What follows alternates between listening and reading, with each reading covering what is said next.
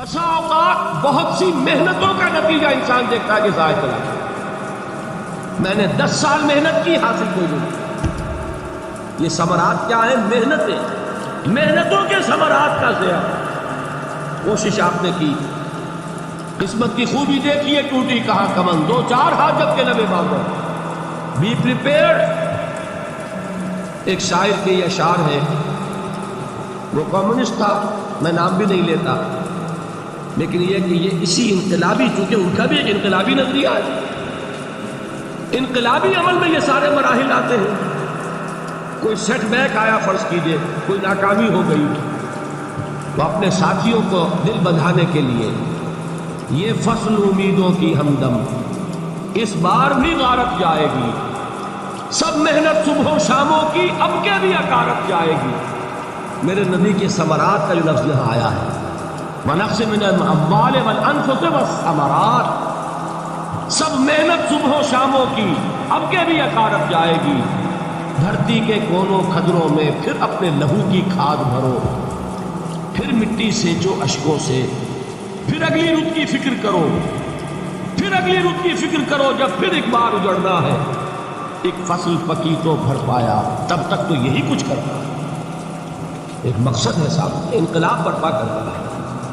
ایک کوشش ناکام ہو جائے کوئی پرواہ نہیں، پھر تیار رہو ناکامی کے لیے۔ ایسا نہ ہو جو انگریزی میں کہتے ہیں، hope for the best but be prepared for the worst. ایسا نہ ہو کہ دوسری مرتبہ ناکام ہو کے بددل ہو جاؤ، تمہاری ہمتیں جواب دے جائیں۔ نہیں، پہلے سے تیار رہو کہ دوسری مرتبہ بھی ناکامی آئے تو آئے، لیکن جب تک کہ کامیابی حاصل نہیں ہوتی ہمیں یہ کام کیے۔ دیکھیے سیرت میں آیا کہ نہیں یہ واقعہ؟ بدر میں مسلمانوں کو فتح ہوئی تو احد میں زک پہنچی کہ نہیں؟ 70 صحابہ شہید ہوئے کہ نہیں؟ اگر ان کی ہمتیں جواب دے جاتی تو گاڑی کیسے چلتی آئی؟ تو فرمایا وَلَنَبْلُوَنَّكُمْ بِشَيْءٍ مِّنَ الْخَوْفِ وَالْجُوعِ وَنَقْصٍ مِّنَ الْأَمْوَالِ وَالْأَنفُسِ وَالثَّمَرَاتِ، ہم تمہیں لازم آزمائیں گے، خوف کی کیفیت سے، فقر و فاقے کی کیفیت سے، بھوک سے، جان کے نقصان سے، مال کے نقصان سے، محنتوں کے حاصل کے ضائع ہو جانے سے۔ وَبَشِّرِ الصَّابِرِينَ، اور اے نبی بشارت دیجئے صبر کرنے والوں، الَّذِينَ إِذَا أَصَابَتْهُمْ مُصِيبَةٌ، وہ کہ جب ان پر کوئی تکلیف آئے، کوئی مصیبت آئے، کوئی آزمائش آئے، قالوا انا للہ وانا الیہ راجعون، وہ یہ کہیں کہ ہم اللہ ہی کے ہیں، اللہ ہی کی طرف لوٹ جانا ہے۔ یہ وہی انداز ہے جو میں نے فارسی کا شعر سنایا تھا آپ کو کہ سر تسلیم خم ہے جو مزاج یار ہے، وہ ہمارا مولا ہے، ہمارا آقا، اگر اسے یہی منظور ہے تو ہمیں بھی یہی منظور ہے۔ میں نے تسلیم و رضا کی بات کی تھی نا، آپ کو کچھ شعر سنائے تھے، ایک شعر اور سنیے، اور یہ کس کا ہے؟ محمد علی جوہر۔ ایک مرتبہ جیل گئے، ان کی ایک بیٹی جوان بیمار ہوئی، فوت ہو گئی، باہر چھوڑا انگریز نے، جاؤ بھائی دفن کر دو بیٹی کو۔ دوسری مرتبہ جیل گئے، دوسری جوان بیٹی اسی مرض میں مبتلا ہوئی۔ اب یہ جیل میں ہے، خبر پہنچی کہ دوسری بیٹی کے اوپر بھی اسی مرض کا حملہ ہوا۔ ایک نظم لکھی ہے جس کا آخری شعر یہ ہے، تیری صحت ہمیں منظور ہے لیکن اس کو نہیں منظور تو پھر ہم کو بھی منظور ہو۔ یہ ہے، جب تک یہ کیفیت نہ ہو اس میدان میں آدمی ثابت قدم نہیں رہ سکتا کہ میرے رب کو اگر یہ منظور ہے تو یہی مجھے منظور ہے، اور تیری صحت ہمیں چاہیے تو ضرور، لیکن ہمارے رب کو منظور نہیں تو ہمیں بھی منظور۔ راضی برضائے رب۔ وَبَشِّرِ الصَّابِرِينَ الَّذِينَ إِذَا أَصَابَتْهُمْ مُصِيبَةٌ قَالُوا إِنَّا لِلَّهِ وَإِنَّا إِلَيْهِ رَاجِعُونَ، نہ شود نصیب دشمن کے شود ہلاک تیغت، سر دوستہ سلامت کے تو خنجر آزاد۔ أُولَئِكَ عَلَيْهِمْ صَلَوَاتٌ مِّن رَّبِّهِمْ وَرَحْمَةٌ، یہی ہے وہ لوگ جن پر ان کے رب کی طرف سے عنایتیں ہیں اور رحمتیں ہیں۔ وَأُولَئِكَ هُمُ الْمُهْتَدُونَ، اور یہی ہے وہ لوگ جو کامیاب ہونے والے، ہدایت پانے والے، ہدایت والے۔ اسی سورہ بقرہ میں ذرا آگے چل کر، یہ تو ہے 20واں رکوع، 19واں رکوع، 21ویں رکوع کی پہلی آیت ہے لیس البر ان تولوا وجوہکم قبل المشرق والمغرب ولکن البر من آمن باللہ والیوم الآخر والملائکۃ والکتاب والنبیین وآتى المال على حبه ذوي القربى واليتامى والمساكين وابن السبيل والسائلين وفي الرقاب وأقام الصلاة وآتى الزكاة والموفون بعهدهم إذا عاهدوا والصابرين في البأساء والضراء وحين البأس۔ اب یہ آیت جو ہے سورۃ العصر میں جو مضامین آیت ہے سارے اس میں موجود ہیں۔ وہاں ایمان کا لفظ آیا، یہاں 5 ایمانیات کی تفصیل آ گئی، اعمال کی تفصیل آئی، اور آخری بات وہاں کیا ہے وَتَوَاصَوْا بِالصَّبْرِ، اور یہاں کیا ہے وَالصَّابِرِينَ فِي الْبَأْسَاءِ وَالضَّرَّاءِ وَحِينَ الْبَأْسِ، اور صبر کرنے والے، اصل نیکی ان کی ہے جو صبر کرے، کس میں؟ جنگ کے وقت، ضرائے، بأسائے، بأسا کہتے ہیں فقر اور فاقہ، واحد آئے گا باس تو اس کے معنی جنگ، اور باسا جمع میں آئے گا تو فاقہ، فقر، بھوک، اور ذرائع جسمانی تکلیف، ضرر، جسمانی تکلیفوں میں صبر کرنا، فقر اور فاقے میں صبر کرنا، اور جنگ کے وقت صبر کرنے والے اولئک الذین صدقوا واولئک هم المتقون، یہ ہیں وہ لوگ جو صبر کرنے والے ہیں، یہ ہیں جو سچے ہیں، جو اپنے دعوے میں نیکی کے اور ایمان کے ثابت ہیں، اور یہی وہ لوگ ہیں جو متقی ہیں۔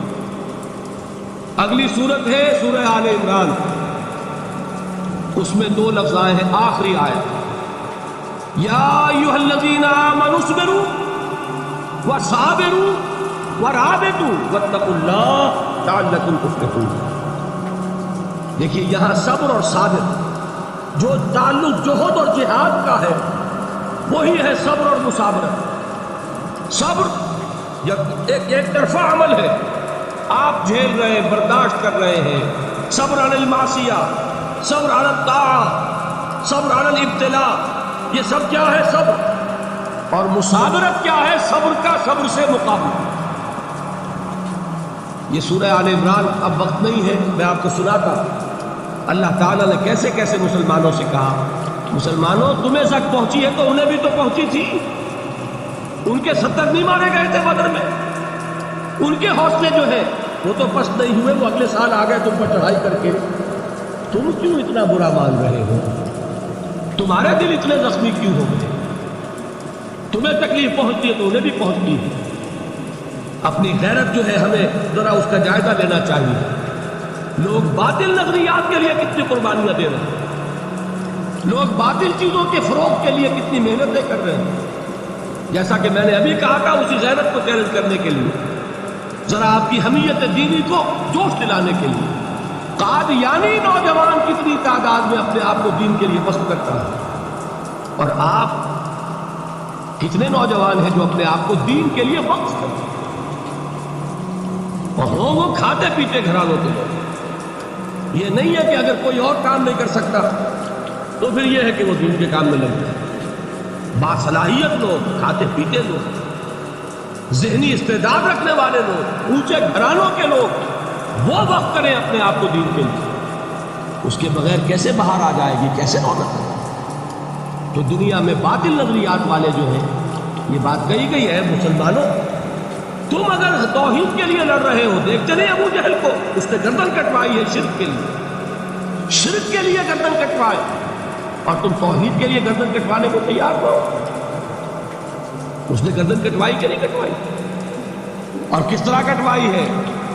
کیونکہ بڑا متکبر قسم کا، فرعون قسم کا شخص تھا، جب گردن کاٹنے لگے تو کہتا ہے ذرا نیچے سے کاٹنا، تاکہ جب تم نیزے کے اوپر چڑھاؤ میرے سر کو تو اونچا نظر آئے، معلوم ہو سردار کا سر۔